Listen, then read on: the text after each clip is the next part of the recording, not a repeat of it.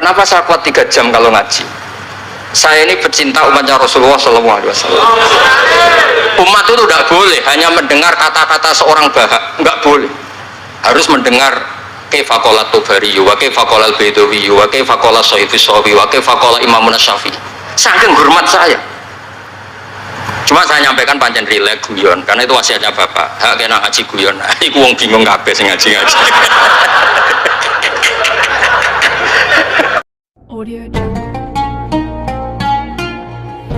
Assalamualaikum penduduk bumi yang selalu berpikiran positif. Yuk kita ngaji bareng bersama Gus Bah lagi. Assalamualaikum warahmatullahi wabarakatuh. Bismillahirrahmanirrahim. Alhamdulillahirabbil alamin. Wassalatu wassalamu ala asyrofil mursalin sayyidina maulana Muhammadin wa ala alihi wa sahbihi ajmain. Amma ba'du. Sederenge kula takdim teng para sing rawuh. Dongaaken Sayyid Muhammad Ikhlas, muridé mau cerita sangu mbek rabi. Wis dongakno Sayyid Muhammad Legowo, di murid sing cerita rabi mbek sangu mbek nyindir Gus Raub.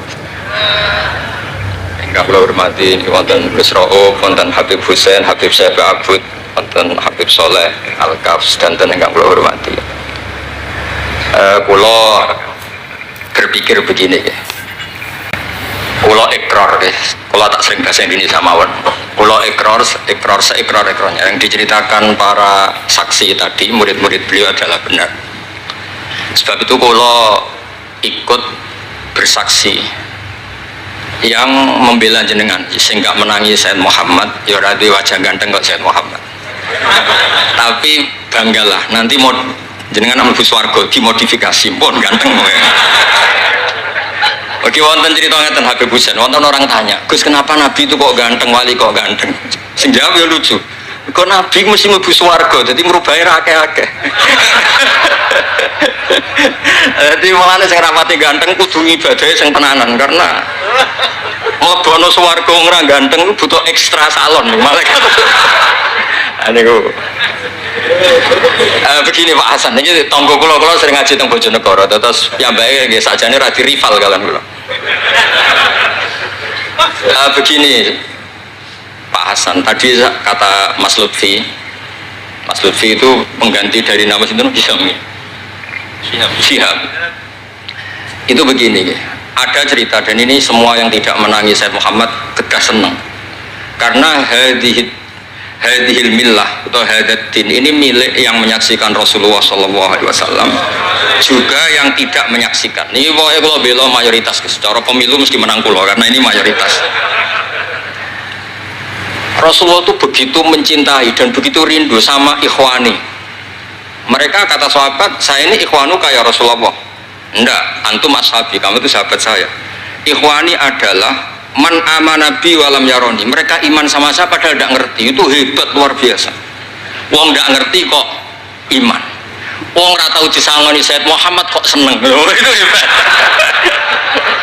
Lah nek sing biasa disangoni untuk bojo kan seneng wajar. Nggih setuju nggih?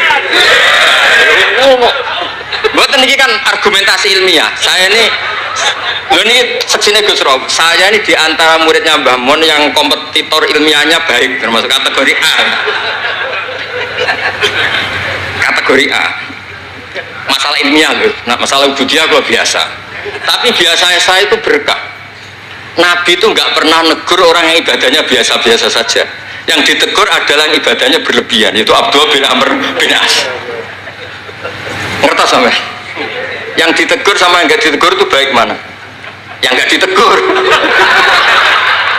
Nabi itu tidak pernah negur orang yang ngimami pakai kulhu, tapi pakai bakoroh ditegur. Soalnya aku lagi partai kaum duafa nih. Ini suara sadil bonat, tapi ini hak. Sehingga dalam banyak cerita, dan ini disepakati banyak ulama, Uwais Al-Qarni itu lam yaltaki Rasulullah SAW walam yarohu. Hampir semua riwayat bilang Uwais Al-Qarni itu tidak melihat Rasulullah. Beliau itu sering nangis karena tetangga-tetangganya sudah sowan Rasulullah, dan tentu mereka menjadi sahabat karena sudah sowan. Tapi Uwais Al-Qarni di ibu mokongnya ra karuan, ditinggal lu ra gelem, mokong cerewet ngamuan njuk nglayani Uwais Al-Qarni. Uwais Al-Qarni itu lebih berpegangan konstitusi bahwa birrul walidain terutama ibu itu amru Rasulillah, ummuka. Tapi apa yang terjadi? Uwais Al-Qarni yang tidak pernah sowan Rasulullah digelari khairul qurun Uwais Al-Qarni karena taat ning gone mandate Rasulullah ngene iku khidmah kalian enten ibu. Padahal boten di zamannya beliau sebetulnya menangi zaman Rasulullah, enggak sowan. Maksud kula Pak Hasan, dadi sing ora roh-roh ya aja terus sampean ngrasa luwih tinggi. Nggih biasa mawon, kabeh iku sementing ikhlas ridane Allah Subhanahu wa taala. Nah niki terus mboten iki masalah konstitusi, soal masalah al-kutub al-mu'allafah. Saya ini tadi kata Gus Raum, saya itu orang mungkin yang tidak mulazim ke Sayyid Muhammad, tapi kata tadi Mas Lutfi, kalau sanad ke Sayyid Alawi saya tentu lewat Mbah Mun itu teman akrabnya bapak saya. Dulu ketika beliau mondok di Mekah itu yang nganter mbah saya, mbah kandung saya, namanya Mbah Sidik. Jadi keluarga saya ya pokoknya muamalah terus musohabah semuanya sama keluarganya Gus Raub itu minal ajdam. Ya sampai kadang beda pilihan presiden, tapi tetap rukun. Karena nganggep itu urusan akidah, ini biasa mawon apa? Biasa. Begini, niki rungokno tenan. Saya entah berapa kali sampai lupa nyetak kitab, tapi bukan nyetak komersial. Sama lagi bukan komersial. Jadi ini nggak perlu menyinggung siapapun, nggak komersial. Al-Hajju Fadha'il wa Ahkam itu saya nyetak entah berapa kali. Dan semua yang saya kasih Gus Rob itu mesti terus minta dibacakan. Kenapa? Karena semua fikih di Indonesia itu pasti bilang ar-ramyu itu ba'das zawal. Semua takrib, mu'in, i'ana, semuanya pasti ar-ramyu itu ba'das zawal. Kunna natahayyanu fa idza zalati syamsu romaina. Kita ini nunggu zawalu syamsi baru romaina. Ki ramyu yaumil hadi asyar. Ketika ada peristiwa mu'assim, terowongan Mina, karena jutaan orang ke titik yang sama di jam yang sama. Soal lagi jutaan orang ke titik yang sama di jam yang akhirnya Sayyid Muhammad memberanikan diri fatwa secara terbuka bahwa boleh romyu keblas zawal. Mereka mesti komplain, ini kita apa? Sampai komplain, saya bilang ini yang ngarang putune Kanjeng Nabi. Kabeh bantah. Tak didono takbir dan beliau cara ngendikan masuk akal. Ya ini sering haji napa mari sakniki haji yo wonten sing bisnis bareng kula sing haji lah niki cerita. Sing haji, sing bisnis haji tenan pokoke haji. Sebetulnya dalam romyu itu kan boleh nafar awal, berarti selesai tanggal 12 bisa nafar sani sampai tanggal 13. Terus kata Sayyid Muhammad, jika bisa iskotur romyu yauma salisa asar bil kulliyah, bisa menggugurkan romyu tanggal 13 bil kulliyah. Fali ayya juzat takdim min babi aula, apalagi ini sekedar takdimul waktu. Dan beliau bilang di kitab Al-Hajju Fadha'il wa Ahkam, dan tidak yusamma mukhalafatan. Kenapa ada mukhalafah? Itla ilzama fihi bitasrih, karena Rasulullah tidak mengendikan bahwa ini harus begini. Itu hanya fi'lu. Fi'lu bisa ya dulu alal jawaz, bisa alal aulawiyah, nggak ada jaminan kalau itu syarat apa? Sah. Terus akhirnya orang tuh ayam semua, tenang semua. Berdasar fatwa Sayyid Muhammad yang kita sosialisasikan. Saya baca itu berkali-kali. Jadi saya cerita, jadi ini benar-benar cerita naskahnya Sayyid Muhammad. Orang cerita sanggup. Terus kedua, tawaful haid. Saya sering ketemu orang-orang yang nekuni medis. Gus, kalau kita pakai obat itu kadang masalah, ada efek samping gini-gini. Padahal kalau kita nunggu suci kayak cerita Sayyidah Aisyah, Rasulullah itu pimpinan. Mereka pasti ikhlas disuruh nunggu Sayyidah Aisyah sampai suci kemudian tawaf ifadah. Tapi ini kan kita orang kebanyakan. Hotelnya kalau lama-lama ya kita tidak kuat bayar, kena komplain. Pesawatnya juga gitu, kalau lama-lama juga kena komplain, tidak bisa pulang kan. Dan itu kata Sayyid Muhammad sederhana ketika beliau menyarankan tawaful haid itu intikal madhab saja, atau tidak usah intikal. Kalau mendekati waktunya habis langsung tawaf, tapi nunggu waktunya mepet, karena dengan mepet berarti statusnya darurat, tapi statusnya darurat. Terus kata beliau dengan entengnya ngendikan di mana-mana yang namanya wajib atau syarat sah itu ya ma'al kudroh. Ini tidak kudroh berarti syarat itu hilang. Di mana-mana syarat menjadi syarat ya kalau kudroh. Ini tidak kudroh ya berarti syarat itu hilang. Sehingga terus kita nyaman tawaful haid. Itu di kitab Al-Hajju Fadha'il Ahkam. Bisa dicek bahasan halaman 115 itu. Ini bukan cerita Malaysia, cerita tek. Jadi buat ini serius. Karena tadi kan orang-orang bisa guyon cerita nikah, berarti Anda tukang nikah. Nah kalau sekarang guyon karena ilmu, berarti Anda mubarak betul. Cerita nikah iso guyu, cerita ilmu iso guyu, berarti waras sampean. Ternyata bisa senang dengan ilmu, bisa senang. Ya relax saja. Saya baca kitab beliau yang khataman, ini Gus Rauf saksinya. Saya baca Qawaid Asasiyah itu pasanan khatam tahun 39. Terus poso ini kemarin 45 ini saya juga khatam baca Qawaid Asasiyah. Dulu itu karangan Sayyid Alawi namanya Zubdatul Itqan. Di era Sayyid Muhammad disebut Al-Qawaid Al-Asasiyah fi Ulumil Quran. Saya ngajar di sarang ya kitab itu di pondoknya Gus Sufur. Saya berkali-kali baca kitab itu di Kudus, di pondok saya kemarin khatam. Terus kitab beliau yang saya senang sekali diantaranya tentu Mafahim Yajibu Antus Soha. Tadi Mas Lutfi cerita betapa repotnya Sayyid Muhammad ngadepi Wahabi. Tapi di Indonesia saya sering cerita ke mereka, bahkan sebagian yang berfaham itu di kota banyak yang menjadi minna. Saya cerita begini, la ilaha illallah itu kalimatun dakhala bihal kafiru al-islam fakaifa bihadil kalimah, kok terus jadi tukhriju hadil kalimah al-muslimah minal islam ilal kufri. Orang tahlilan, orang nyekel patok, orang-orang NU yang hal itu nyekel patok yang la ilaha illallah, la ilaha illallah, itu kalimat yang orang kafir puluhan tahun menjadi muslim, masa dengan kalimat yang sama menjadi kafir? Itu logikanya tidak kena. Berarti kalimat ini punya dua status, ya mukminah memukminkan, juga mukafirah mengkafirkan. Itu kan lucu gitu. Dan itu mereka terus menerima. Kayaknya bener Gus Pak, masa kalimat yang 70 orang misalnya kafir dalam waktu 70 tahun itu karena melafadzkan satu kalimat itu saja, la ilaha illallah Muhammadur Rasulullah, langsung menjadi apa? Menjadi muslim atau mukmin. Masa dengan kalimat yang sama hanya karena sambil megang patok terus menjadi apa? Kalimat itu kalimat syahadatut tauhid.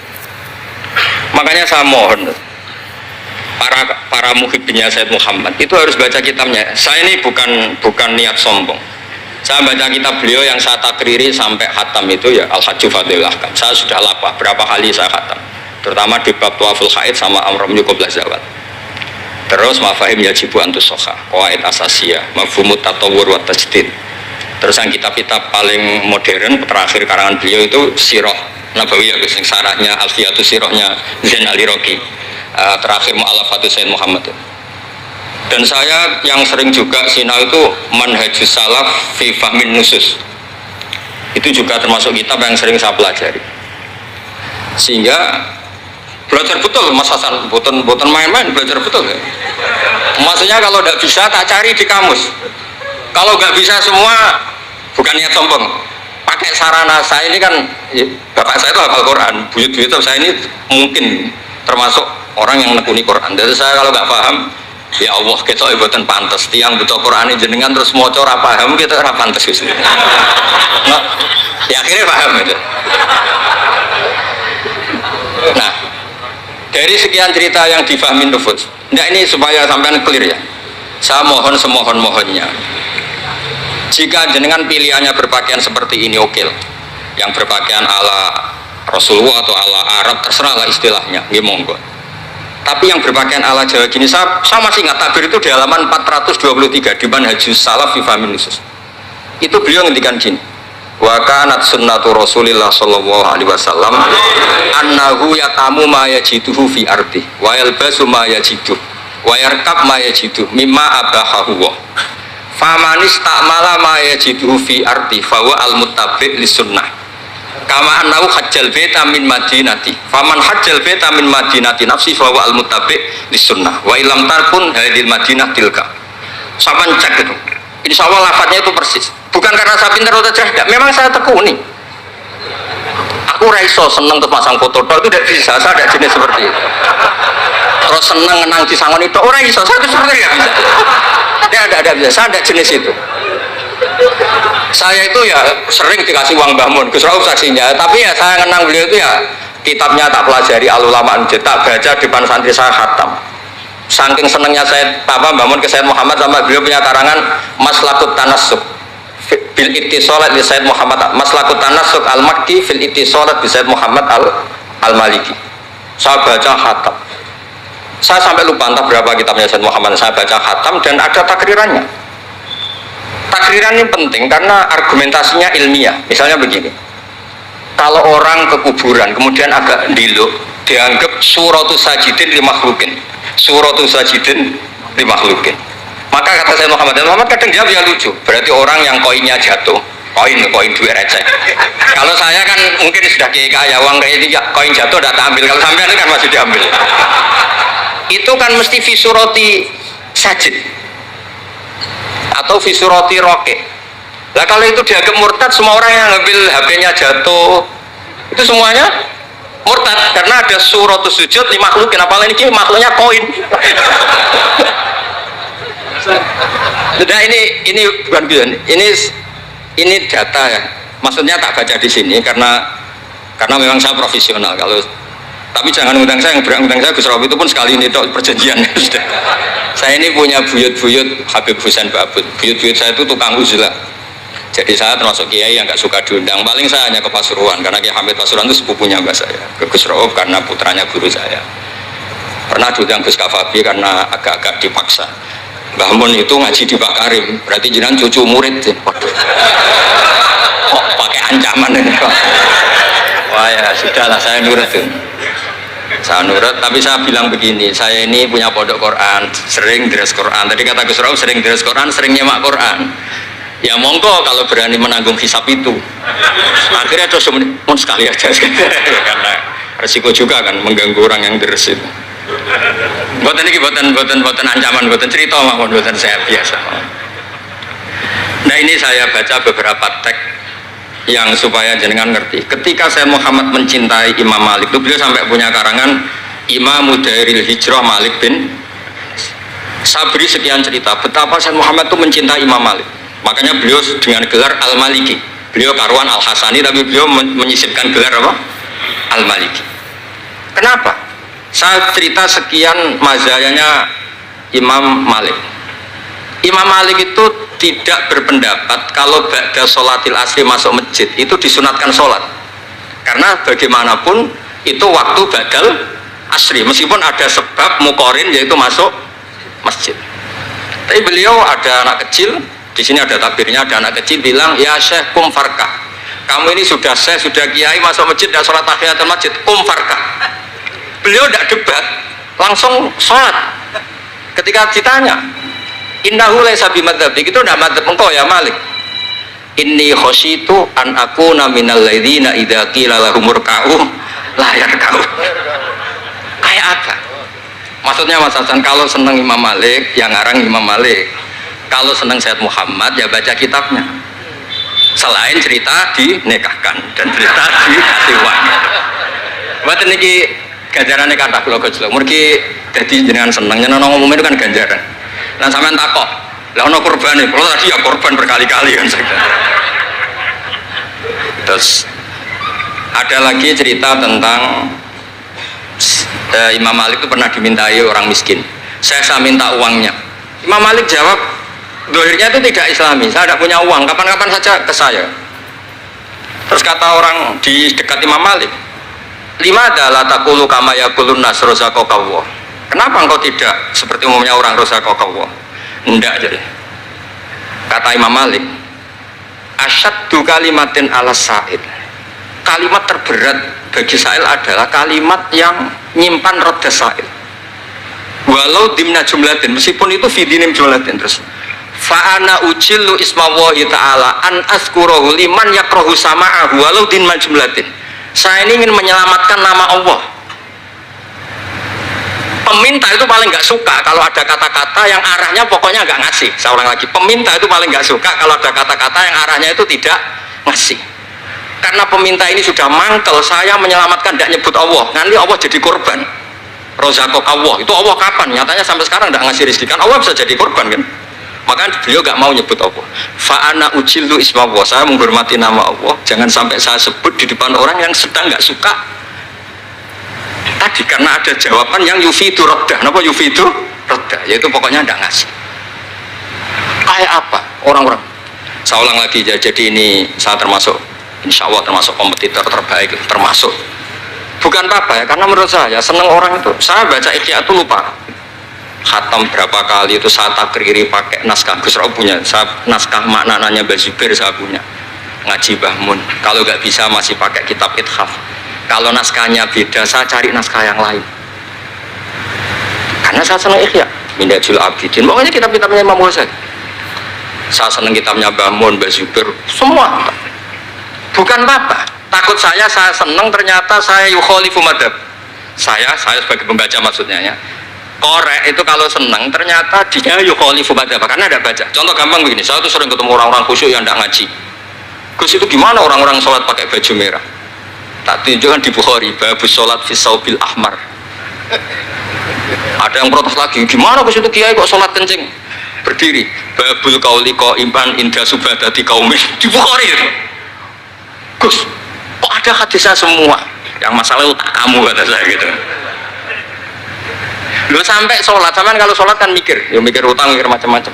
Itu Imam Bukhari punya bab, babul ifkar, tafsirnya Imam Bukhari pakai bab itu babul ifkar di sholat, bab mikir di sholat. Itu dalilnya lucu Bebusen. Kanjeng Nabi itu sholat terus salam ke susu. Ditanya kenapa ke susu? Saya ingat ada dinar di rumah yang belum saya bagi. Berarti ingatnya kan pas sholat.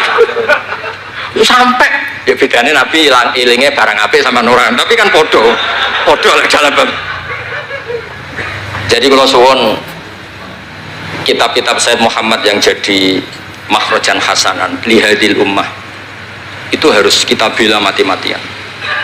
Misalnya begini, Atakoh Somadia, mungkin di Jawa Timur disebut Atakoh Kubro yang baca kulhu beberapa kali, yang katanya bapaknya terus masuk surga itu kan kalau di kampung saya Gus, kalau ada baca gitu yang selain anaknya tak udah kamu udah usah serius ramlak di bapak, anaknya tenang-tenang.